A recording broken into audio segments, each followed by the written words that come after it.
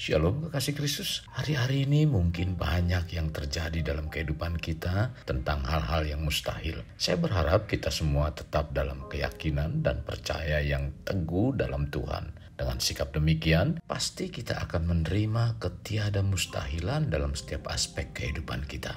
Para pendengar renungan melekat dalam Tuhan, mari kita alami terobosan hidup. Untuk itu tetaplah melekat dalam Tuhan. Mari kita berdoa. Tuhan Yesus, terima kasih buat kesempatan yang indah pada hari ini. Biarlah Tuhan, Kau terus hiasi hati dan pikiran kami dengan kebenaran firman-Mu. Berfirmanlah Tuhan melalui hamba-Mu, sehingga firman yang disampaikan merupakan isi hati-Mu untuk kami semua, di mana kami terus dibawa semakin dewasa di dalam kerohanian kami. Bahkan iman kami semakin kuat dan kami memahami tentang keimanan kami. Sehingga di dalam menghadapi persoalan kami tidak ragu. Kalau persoalan semakin berat, tapi kami tetap percaya akan kekuatan kuasa Tuhan yang mampu mengubahkan sesuatu yang mustahil menjadi tidak mustahil.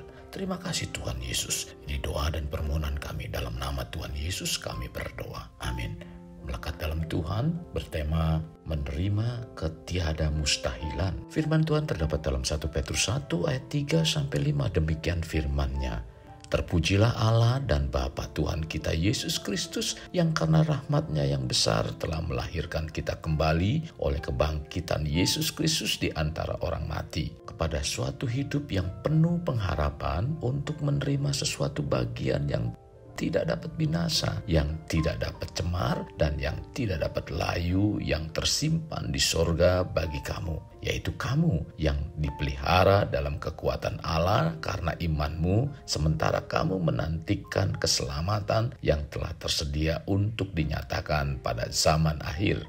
Kekasih Kristus, ayat yang baru kita baca adalah pesan dari Rasul Petrus yang menguatkan hati jemaat yang pada saat itu tersebar di Asia Kecil, sekarang adalah daerah Turki. Jemaat tersebut sedang mengalami penganiayaan karena iman mereka. Pada zaman itu, orang-orang Kristen diburu dan dimusuhi oleh Kekaisaran Romawi karena imannya. Akibat dari iman ini, mereka mengalami kehilangan harta, kesehatan, penghidupan sehari-hari, dan bahkan nyawa. Dari peristiwa dan kenyataan hidup yang mereka alami, membuat iman dari umat Tuhan sangat terpukul dan hampir-hampir membuat mereka putus asa. Di tengah keadaan yang seperti itu, Petrus mengingatkan kepada mereka tentang pengharapan terhadap apa yang akan mereka terima di dalam Kristus. Walaupun di dunia ini mereka bisa kehilangan segalanya, tetapi mereka dijanjikan sesuatu yang luar biasa di surga, yang tidak dapat binasa, yang tidak dapat cemar, dan yang tidak dapat layu. Terdapat dalam 1 Petrus 1 ayat 4. Kekasih, mungkin saat ini kita mengalami permasalahan dalam hal kesulitan ketika menerapkan prinsip-prinsip firman Tuhan dalam pelayanan maupun hidup sehari-hari, seperti mengalami kerugian, baik uang, tenaga, waktu, atau perasaan. Kesulitan yang dialami ini tidak jarang membuat kita kecewa. Tetapi hal ini tidak sebanding seperti yang dihadapi oleh jemaat Asia Kecil. Mereka menghadapinya sampai mengalami kehilangan harta, kesehatan, penghidupan sehari-hari, dan bahkan nyawa. Dalam situasi yang demikian, kita sebagai orang percaya membutuhkan kekuatan untuk melakukannya. Dalam Mazmur 29 ayat 11 mengatakan, Tuhan sekiranya memberikan kekuatan kepada umat-Nya. Tuhan kiranya memberkati umat-Nya dengan sejahtera. Jadi kekuatan kuasa-Nya sebenarnya telah dianugerahkan kepada kita agar kita dapat menerima terobosan kemustahilan. Untuk menerima ketiada mustahilan, yaitu sesuatu yang tidak mungkin terjadi bagi setiap orang percaya, jangan ragu akan kuasa Tuhan. Dan percayalah bahwa kekuatan kuasa Tuhan telah diberikan pada kita untuk memberkati, sekalipun hal itu mungkin belum nampak. Tetapi saat kita melakukannya, maka Tuhan akan bertindak. Kita ambil contoh dalam Alkitab, sebut saja Musa. Musa telah banyak melakukan mujizat pada zaman itu, dan Musa pun sempat tidak percaya pada diri pribadinya, padahal ia sudah diutus oleh Tuhan, dan Tuhan telah melengkapinya dengan kuasa. Ketidakpercayaan Musa tercatat dalam Keluaran 4 ayat 1-4. Lalu sahut Musa, bagaimana jika mereka tidak percaya kepadaku dan tidak mendengarkan perkataanku? mengaku, melainkan berkata, Tuhan tidak menampakkan diri kepadamu. Tuhan berfirman kepadanya, apakah yang ada di tanganmu itu?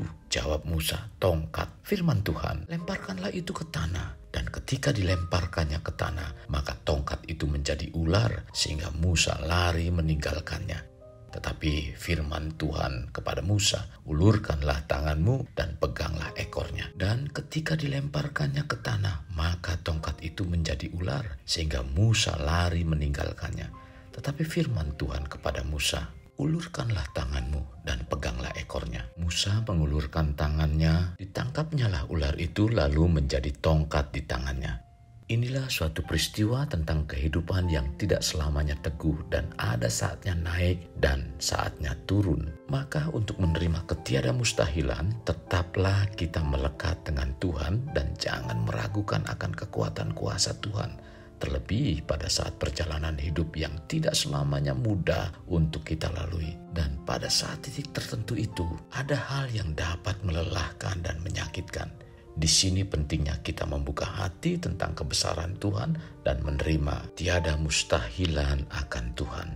Kekasih Kristus, untuk menerima ketiada mustahilan Tuhan dalam hidup kita saat dipenuhi persoalan dan tekanan yang begitu berat adalah dengan tidak kehilangan pengharapan dalam Tuhan dan tetap menerapkan prinsip-prinsip kebenaran firman Tuhan. Jadi penting sekali untuk kita ingat, siapapun kita orangnya, apapun kesulitan yang kita alami, tetaplah ingat akan Tuhan. Saya mengambil contoh dari Pete Wilson, seorang pendeta di Amerika Serikat. Sangat sukses pelayanannya. Dia mendirikan gereja Cross Point pada tahun 2002 hingga berkembang menjadi 6 cabang dengan jumlah jemaat sebanyak 7.500 jiwa. Pelayanan gerejanya sangat luas, mulai dari penginjilan kepada para narapidana, pengentasan kemiskinan hingga mendirikan sekolah di India. Tiba-tiba dia mengejutkan banyak orang ketika mengumumkan pengunduran dirinya dari kependetaan pada tahun 2016. Rupanya dia mengalami burnout atau frustasi, seakan-akan hidupnya hancur, stres berat akibat dari ritme pelayanannya yang sangat padat. Hal ini terjadi bukan saja dialami oleh Pete Wilson saja yang mundur dalam pelayanan. Bahkan banyak orang Kristen lainnya yang juga memutuskan untuk bercerai, meninggalkan iman, atau bahkan mengakhiri hidupnya. Kekasih, bila hal ini kita perhatikan, sesungguhnya penyebabnya sama, yaitu mereka telah kehilangan pengharapan sehingga menganggap bahwa kuasa dan pertolongan Tuhan tidak ada lagi. Sekarang ketika kita semua mengalami persoalan sebesar dan seberat apapun yang menekan kehidupan ini, tetaplah percaya dan buka hati kita selebar-lebarnya akan kuasa Tuhan. Saya sangat yakin dan sangat percaya bahwa kita semua akan menerima ketiada mustahilan dalam hidup kita. Kasih Kristus, mari kita alami terobosan hidup. Untuk mengalaminya, mulailah dengan mengenal prinsip-prinsip kerajaan Allah serta menjadi warga kerajaan. Mari kita berdoa. Surgawi, terima kasih buat kebenaran firman-Mu yang sangat memberkati iman percaya kami di dalam Engkau. Bahkan bukan hanya sekedar memberkati iman kami, melainkan terus membawa kerohanian kami semakin bertumbuh di dalam Engkau, agar kami tetap percaya bahwa Tuhan adalah Tuhan yang luar biasa, Tuhan yang dahsyat, Tuhan yang mampu mengatasi segala kemustahilan. Kami rindu tentang apa yang Tuhan firmankan terjadi dalam kehidupan kami. Maka dari itu Tuhan, biarlah kami untuk tetap percaya dan kami buka hati kami selebar-lebarnya akan kuasa Tuhan yang dahsyat dan luar biasa. Sehingga kami mengalami atau menerima ketiada mustahilan dalam kehidupan kami. Karena yang kami imani bukan dengan perkataan yang tertera di dalam Alkitab, tetapi pernyataan Tuhan, yaitu pribadi Engkau. Biarlah pribadi-Mu yang semakin tertanam dan tinggal terus dalam kehidupan kami, sehingga hal-hal yang mustahil tidak lagi terjadi dalam kehidupan kami. Terima kasih Tuhan Yesus. Mulai saat ini kami buka hati dan pikiran kami selebar-lebarnya tentang kuasa-Mu, sehingga apa yang disampaikan melalui firman-Mu pada hari ini terjadi dan kami alami dalam kehidupan kami. Terima kasih, dalam nama Tuhan Yesus kami berdoa. Amin. Kasih Kristus, mari kita akhiri dan kedahkan kedua tangan kita.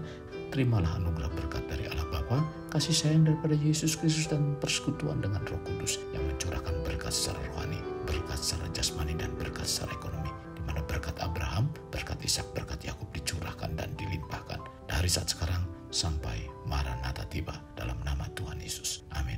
Sampai jumpa di renungan berikutnya. Tuhan Yesus memberkati. Jangan lupa like, share, dan subscribe.